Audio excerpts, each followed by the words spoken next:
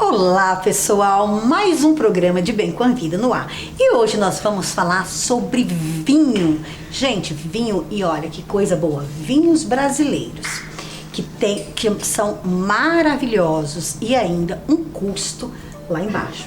Lembrando que esse programa, o programa de Bem com a Vida, tem um cunho cultural de mostrar o que há de melhor na cultura brasileira. E hoje, para estar brilhantando de Bem com a Vida, eu vou estar recebendo aqui nos estúdios da Demais TV, Renata Guidotti, representante da vinícola Aurora.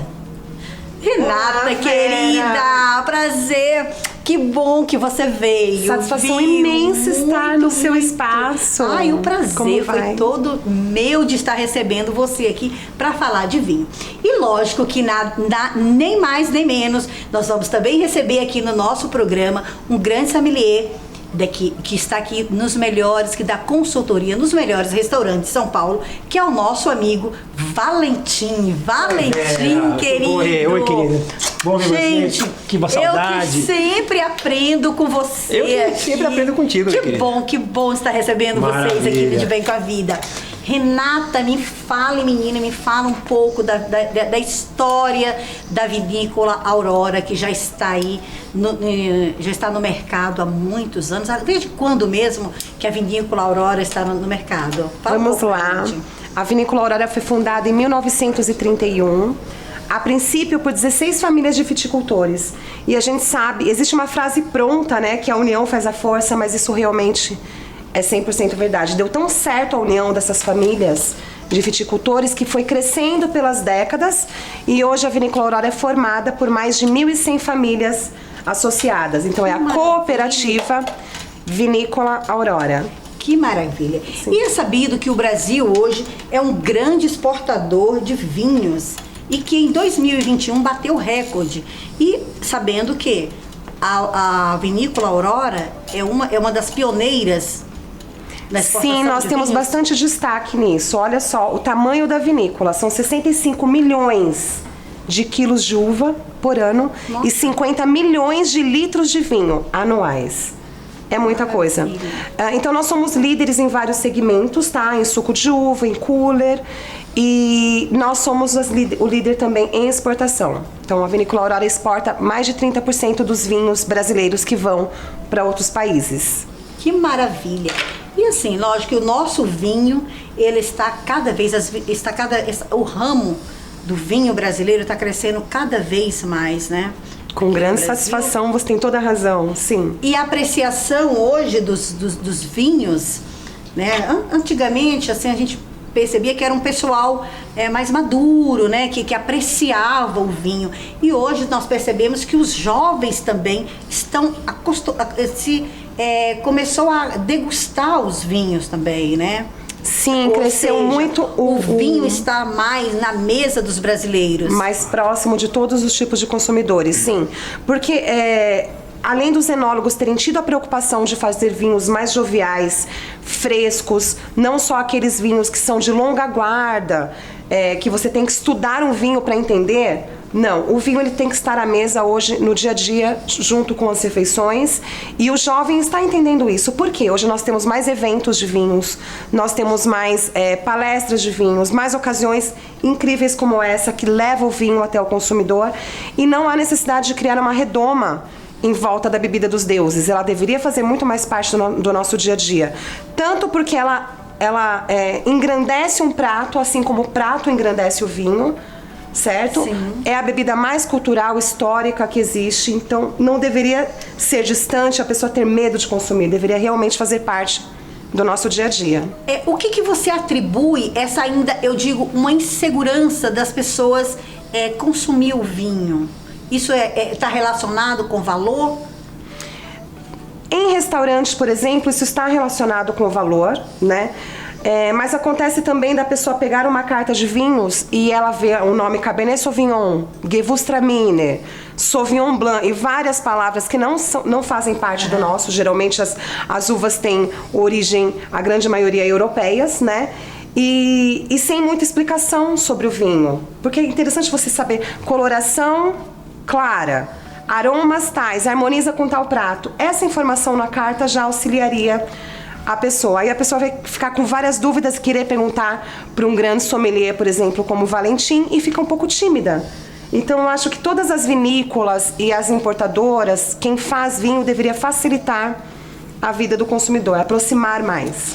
Valentim, e é para aquelas pessoas de pouco conhecimento, Valentim, como desmistificar essa insegurança que ainda os brasileiros têm de consumir o vinho? Muito fácil, velho. Uma excelente pergunta para todos. Eu vou mostrar para vocês na prática o chamado serviço de vinho. Isso vai desmistificar tudo. Primeiro a gente vai começar com uma casta branca. Deixa eu pegar esse papelzinho aqui. É uma casta que tem um nome francês. É um Viognier. Se pronuncia dessa mesma forma, Viognier. É uma casta oriunda do sul da França, da região de Borgonha. É uma casta que tem em sua propriedade características minerais, mas também lembra muito no nariz. Quem nunca comeu um mousse de maracujá que a vovó fez, aquela torta de abacaxi invertido que a mãe sempre fazia? Pois bem, essa é a característica clássica desse vinho. E a gente vai tirar a prova dos 9 aqui, para que a Vera faça a prova e para que minha amiga Renata também não passe vontade.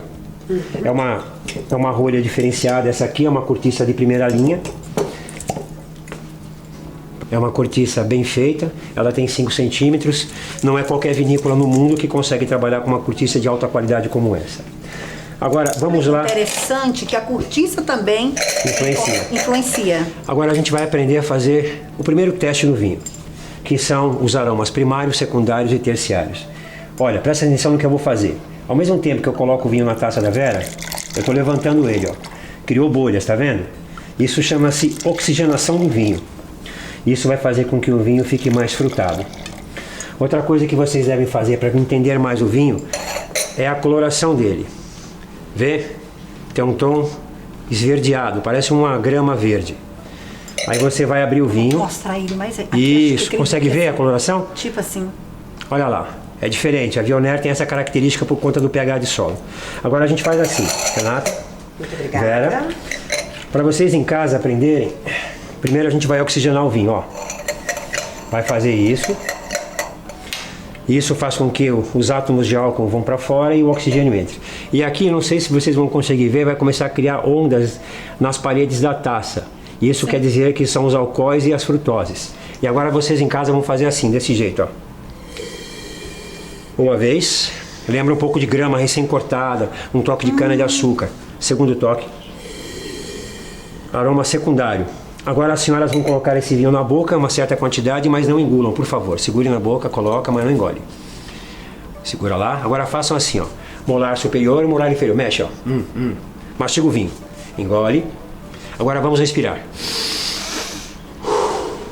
Contrário. Notaram que ficou aquele toque de abacaxi na boca? Aquele toque amendoado. Isso, que é a característica da Viognier.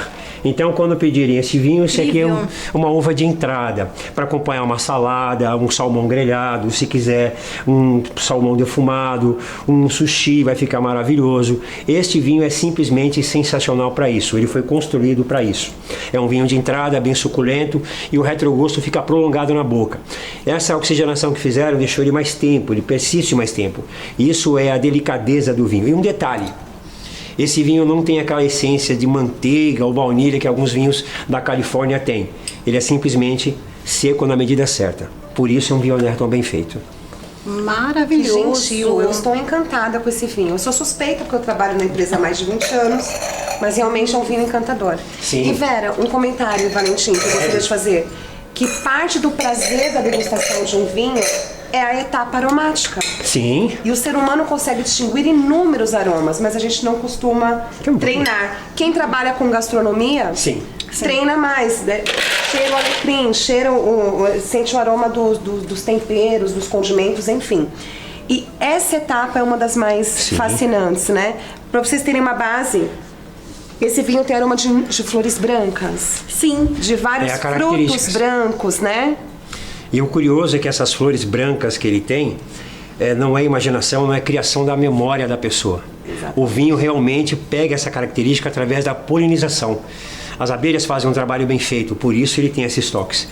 Precisamos da mãe natureza em completa harmonia para poder criar um grande vinho. É muito complicado fazer um vinho, não é só ir lá e plantar. Tem muitos fatores para criar seu vinho. Isso é algo que consumidores Além também do comentam. solo, né? Sim, Eu gostaria também que você falasse. Vamos essa falar do questão. solo então. Vamos falar do solo. Vamos fazer da melhor forma. Vamos falar. Deixa eu apresentar primeiro esse vinho aqui. Bom, isso é um Cabernet Franc. É uma casta oriunda da região de Bordeaux. Certo? É um Bordeaux. Ele é 100% bordalês. A casta foi introduzida no Brasil, creio eu, durante a grande imigração italiana, antes da Segunda Guerra Mundial. E o cultivo ali começou a ser feito. E o primeiro plantio com sucesso ocorreu em 1969. E agora vamos apresentar o pai da Cabernet Sauvignon, que é o Cabernet Franc. Através dessa casta aqui, muitas outras foram introduzidas. E essa casta, ela tem uma característica muito peculiar. Ela é cítrica. Apesar de ser tinto, ela é cítrica. Por que essa citricidade? Porque é uma uva que precisa pegar bastante sol. E ela tem um final doce. E é uma uva que você pode até comê-la antes do processo de vinificação. Outra cortiça de excelente qualidade. Bem feita, difícil de conseguir também. Vamos fazer o mesmo processo. Vamos aerar o vinho. Renata? Bom, as senhoras acho que já aprenderam o sistema, né? Vamos lá. Agora aqui tem outra coisa que vocês têm que fazer antes de provar o vinho. Cores. Observem o tom que esse vinho tem. Isso aqui chama-se rubi limpo. É um rubi bem transparente. E aqui no fundo da taça fica um pouco mais roxo, que é o tanino.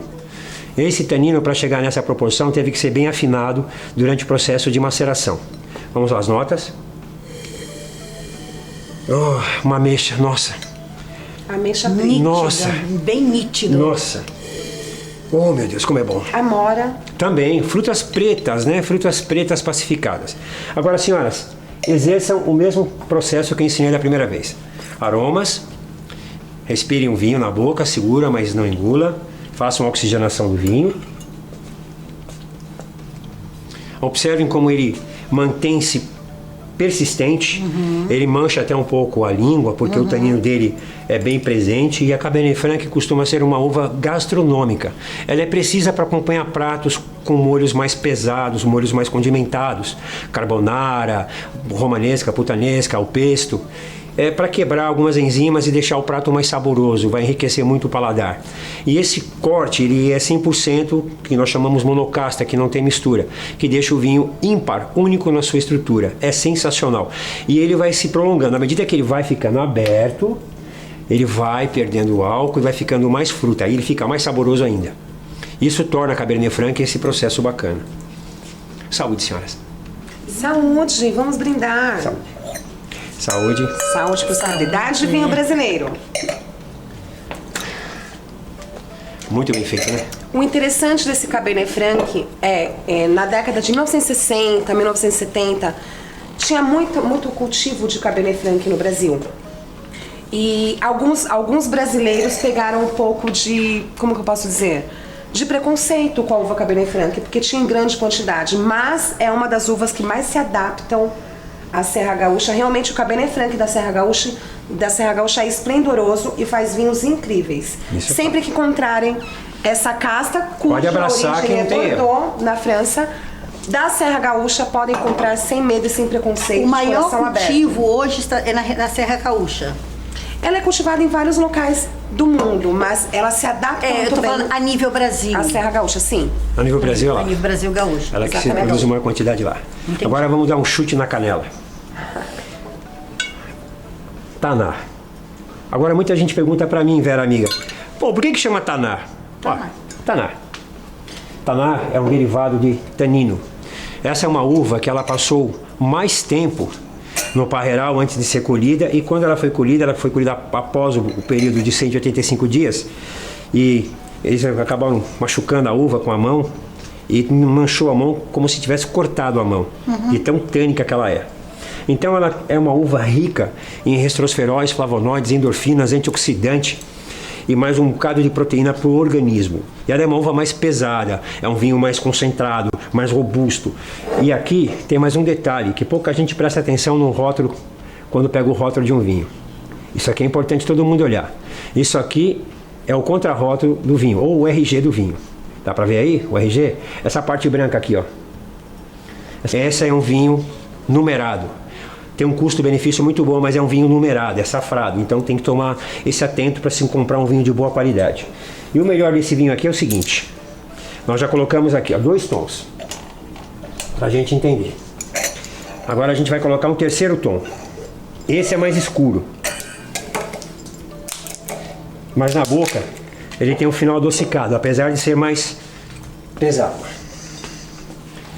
Esse aqui eu vou deixar para a Vera. Notaram que a taça é maior? Pode ver aqui o tamanho das taças, ó. É maior. Preciso de uma taça maior para fazer uma oxigenação maior. Ah, tem essa questão também da escolha da taça. Sim, também. Esse é o serviço de vinho. Um vinho desse naipe é indubitavelmente necessário uma taça maior. Pode ver que até a cor dele é maior, é mais densa. Olha lá. Sim. Aí todo mundo pensa assim, vinho tinto é igual. Não é.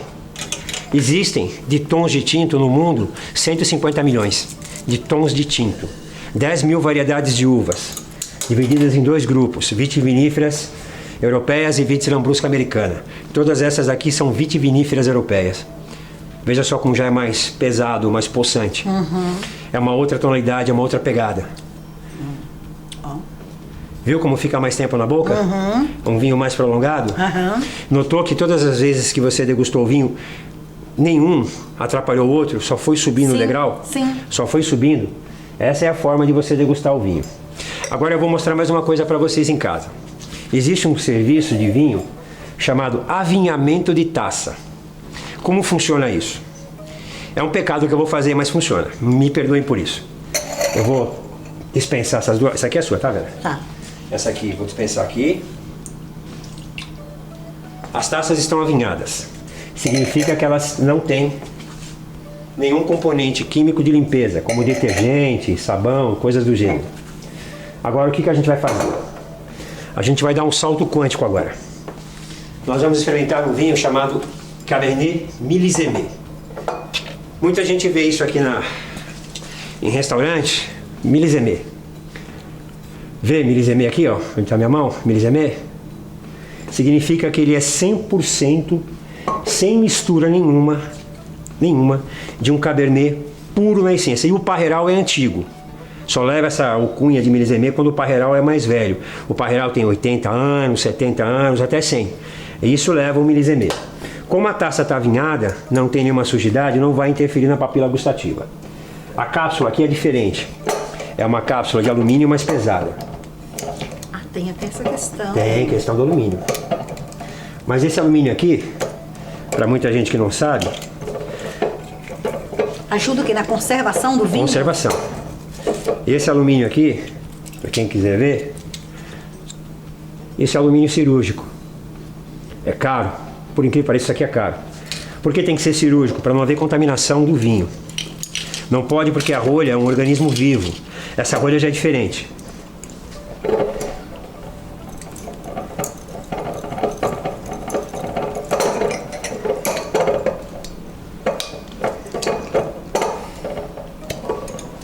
Esse é um vinho completamente diferente.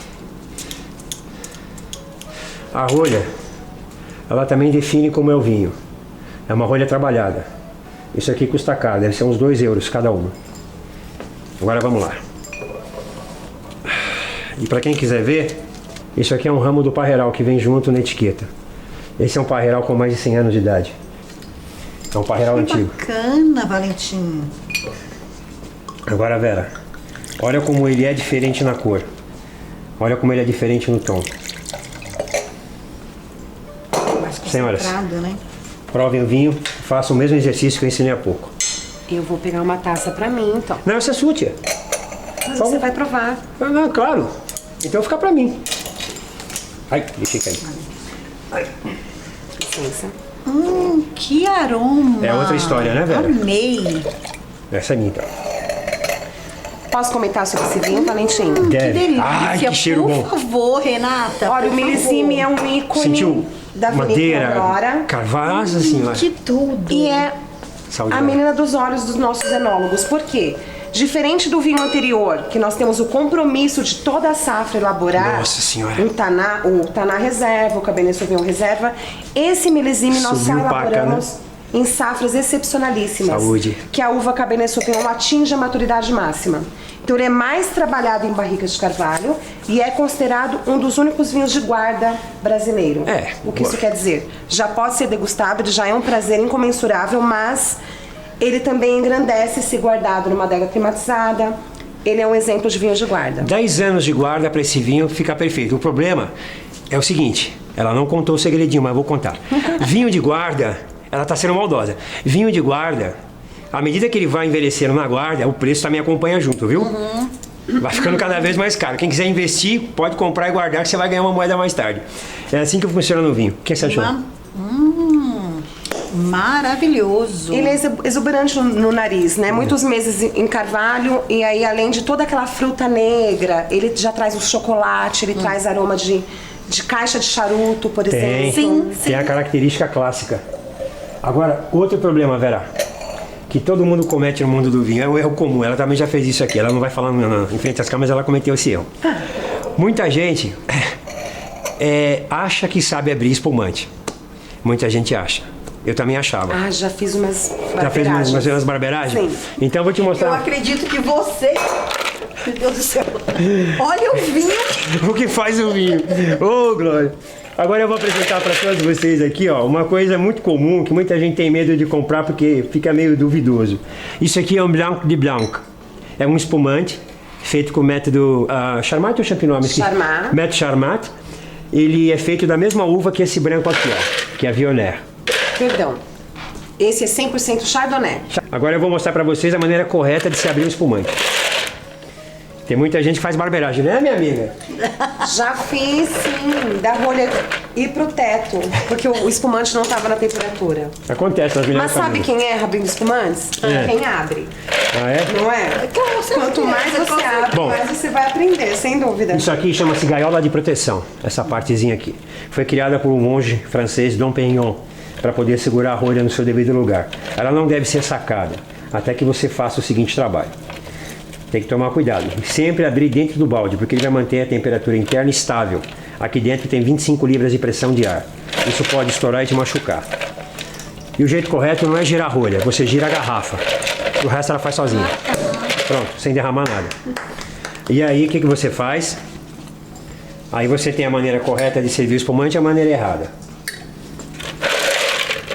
Fiquei curiosa. A maneira correta é sempre inclinar. Tá vendo o gargalo? Ele tem uma antepara aqui. Deu pra ver? A parte de cima, eu mostro aqui, ó. A antepara. Essa antepara, ela encaixa aqui, ó. E assim... Vera? Querida? Ah, isso aqui deve estar muito bom. Olha que tudo. Super geladinho. Observa mais uma coisa. Antes das senhoras degustarem, eu vou fazer aqui mais um serviço. O espumante já é um espetáculo visual, não é verdade? Bom, agora tem acontecido uma coisa aqui, ó. Essas Baixa um bolinhas pouquinho aqui, mais ó. mão por causa da câmera. Essas bolinhas aqui que tá aqui dentro, dá pra ver essas bolinhas? Dá. Isso aqui chama-se perlage. Esse perlage tem que ser uniforme do tamanho da cabeça do alfinete. Não pode ser maior nem menor. E tem que ter essa gasificação precisa. Outra coisa que você faz, champanhe, não façam isso, tá? Eu vou fazer porque é errado. Não façam isso aqui não, tá? Você vai expelir toda a harmonia, ó, já morreu aqui. Então o que você vai fazer? Você vai cheirar o vinho. Oh, meu pai. Aqui tem um toque de frutas cítricas, um pouco de sílica mineral. Prova agora, Vera. Por isso chama Blanc de Blanc, ele é mais seco.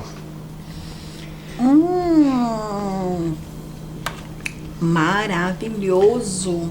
Quando o brasileiro inicia no mundo do vinho, ele gosta de vinho doce. Porque é da nossa cultura. Cana de açúcar é nossa, né? É da nossa cultura. Depois que começa a aprender vinho, só quer vinho seco. Olha a Mas diferença quando ele do mousse, realmente entende a essência do vinho, Vê o mousse? ele volta a degustar vinhos doces. Por quê? O vinho doce tem um momento dele na gastronomia. Na sobremesa, finaliza as refeições com chave de ouro. Senhores, tá vendo essa cortiça? Olha o tamanho dela aqui, ó. Tá vendo? Tem R$10 de cortiça aqui na minha mão. Ó. Por incrível que pareça, olha o tamanho disso aqui. Significa que é de alta qualidade e não está contaminada com TCA, é livre. Agora aqui, ó. Saúde, Vera. Saúde. Saúde, Vera, Valentim. Aqui tem muita tropicalidade. Tem. Aqui lembra um coco. Pera. Pera, um coco queimado. Abacaxi. Também, bastante. Mais flores brancas, como rosa. Também, rosas brancas. Essa é a qualidade. Rosa, pra mim, tá tão Sim. Tão presente, né? presente, muito presente. Pera, eu sinto muito também. Essas são as qualidades dos vinhos que o Brasil tem. E, por favor, não façam preconceito. Prestem atenção nos rótulos, olhem atrás, busquem as boas vinícolas, busquem um bom processo. E um sommelier está sempre nas casas para poder orientar da melhor maneira possível. É só procurar a gente que a gente sabe falar com vocês, tá bom, queridos? Gente, fantástico. Gente, o De Bem com a Vida tem essa finalidade de levar cultura, principalmente a cultura brasileira, do que há de melhor na gastronomia e na cozinha brasileira. E olha aí, nós abrimos tudo de bom no programa De Bem com a Vida com a vinícola Aurora, que não deixa nada a desejar aqui no ramo de vinhos e uvas cultivadas aqui no Brasil. Então é isso aí. De Bem com a Vida é cultura, é demais, é demais. Estas e outras dicas de gastronomia, de cultura, você acompanha aqui no De Bem com a Vida pela Ademais TV. Muito obrigada, Renata. Muito obrigada, Nada, Valentim. Vera, eu que agradeço você. Um grande beijo no seu Foi uma coração. honra. E olha, Beijo a até todos. mais.